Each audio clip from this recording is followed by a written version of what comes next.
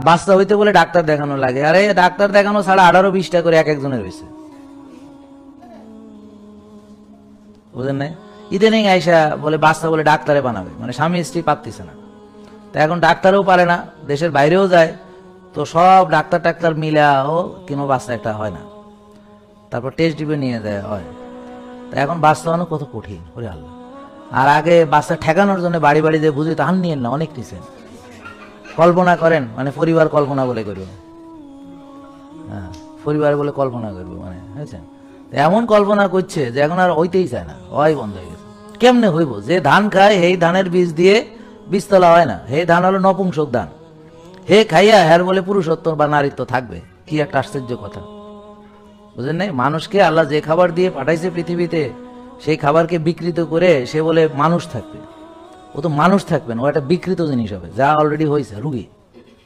মানুষ বিকৃত হলে রুগী হয়।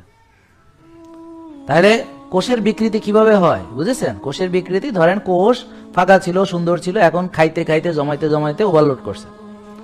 তাহলে ওভারলোড করছে কিভাবে করবে? যে খাবো, বলেন খাবো, বেশি বেশি খাবো, তারপরে বাস বিচার না করে যা পাবো তাই খাবো। অর্থাৎ এই খাবারটা আমি কি দেশি মুরগি খাবো নাকি ফার্ম খাবো, যা পাবো তাই খাবো। ফার্ম পাইলে ফার্ম খাবো, কম দামি খাবো, যেটা দাম কম সেটা খাবো, কোন তেলের দাম কম সেটা খাবো, কোন মুরগির দাম কম সেটা খাবো, কোন ডিমের দাম কম সেটা খাবো।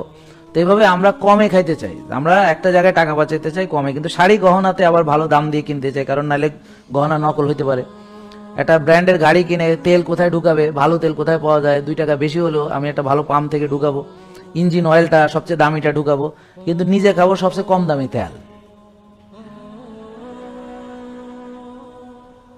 বুঝলেন? মানুষের ভিতরে মেন্টালিটি হলো জেতার মেন্টালিটি, মানে যত কমে বেশি খাইতে পারে হ্যাঁ জিতে গেছে।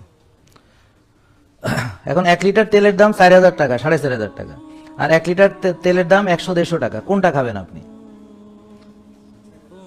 না, আপনি খাবেন হলো সবাই, তুমি তো exceptional, you are right, but you are exceptional.